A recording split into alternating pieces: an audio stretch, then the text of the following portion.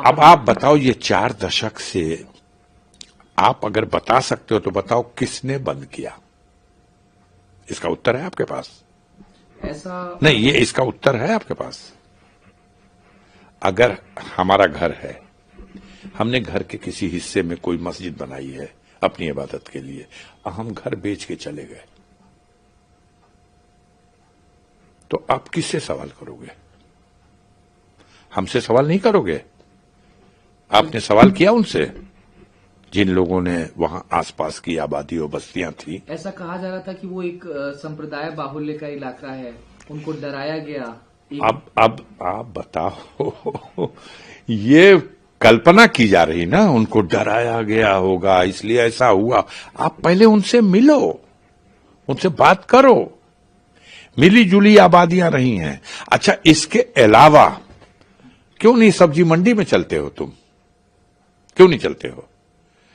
तुम्हें ड्यूटी दी गई है कि तमाम उन बातों को जिससे समाज में कटुता फैले, उसी पे बात करो। क्यों नहीं इस टॉपिक पे बात करते कि कांग्रेस पार्टी ने, समाजवादी पार्टी के मुखिया, राष्ट्रीय अध्यक्ष ने बार बार ये कहा, हाउस में भी कहा, कि जनगणना होने जा रही, जाति के आधार पर जनगणना करा दीजिए, जाति आधारित जनगणना करवा दीजिए, जिससे पता चले कि देश में किस जाति के लोगों की कितनी आबादी है।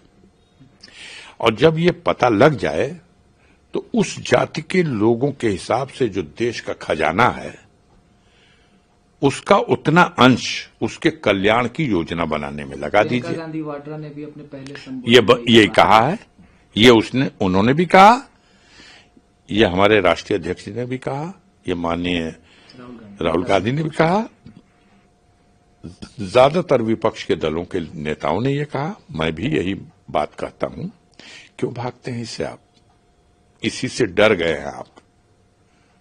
ये व्यवस्था चलाने वाले नरेंद्र मोदी और सबसे ज्यादा योगी आदित्यनाथ, नींद हराम हो गई इनकी। ये जो पीडीए का नारा आया, ये जाति के आधार पर जनगणना का सवाल आया, तो भाई घबराहट है। जो अतिक्रमण करके बैठे हुए हैं दूसरों के हक हिस्से पर, अधिकार पर, कुर्सी पर, उनकी नींद हराम हो गई। अभी उत्तर प्रदेश में बाई इलेक्शन आया, बड़ा बाजा बजाया है आपने।